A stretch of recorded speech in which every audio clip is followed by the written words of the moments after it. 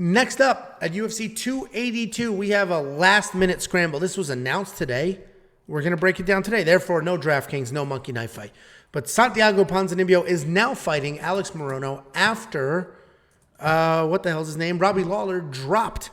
So Santiago Ponzinibbio, 2-3 in his last 5. He's coming off 2 split decision losses in a row, and he's now taking on Alex Morono, who's 22-7, 3-2 in his last 5, and he is riding a nice 4-fight win streak. Ponzinibbio, he's a good striker.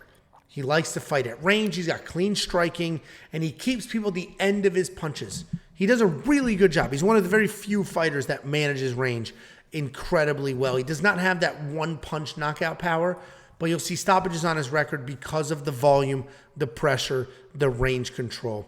And he is coming off split decision losses where, he did work in a takedown for the first time since 2017 in those fights. So he's somehow getting a little more well-rounded with that MMA.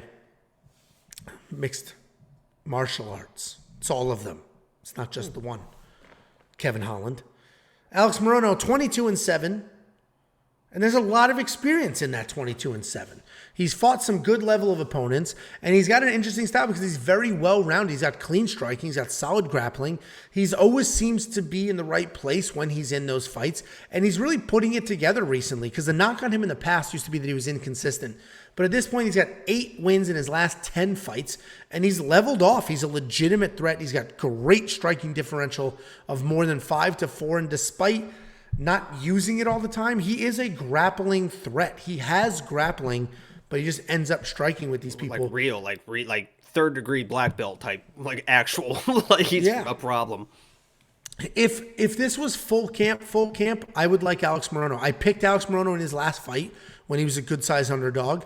I'd pick him here as well, but this does feel a little bit like a Christmas payday.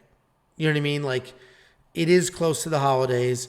It is short notice, like very short notice. Today is Tuesday. Today's travel day. So that's the only thing that worries me here. So Ponzinibbio is going to be the pick, but minus 180, I don't love it that much. And I'll tell you right now, the minute the plus 3.5 prop bet drops for Alex Morono, I'm going to hit that because he's a tough guy. He can win a round, especially the first. If he's, because he's not going to have 3 rounds worth of cardio, but he should have 1 round worth of cardio, could take that first round and then just survive because Ponzinibbio, he's getting TKOs, but he's not one-punch knockout kind of guy. He'll wear you down, and Morono's good enough. And an exhausted Morono might actually go to his grappling, which is what we'd want him to do here. So Ponzinibbio is going to be the pick, but it's because of short notice. And betting-wise, the minute that plus 3.5 prop bet drops, I'll probably take a look at that for Morono. What do you think?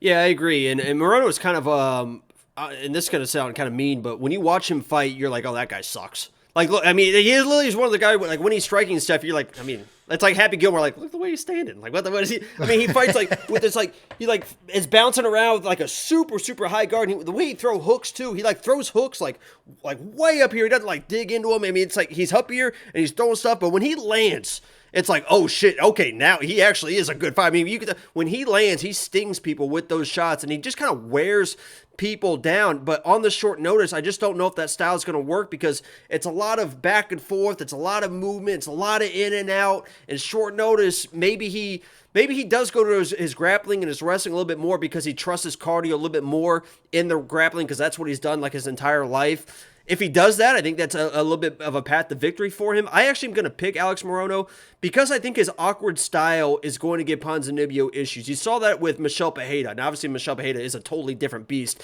But Ponzinibbio, it almost seemed like it took him a little bit to figure out what to do in that matchup. And Morono was one of those guys that's awkward enough.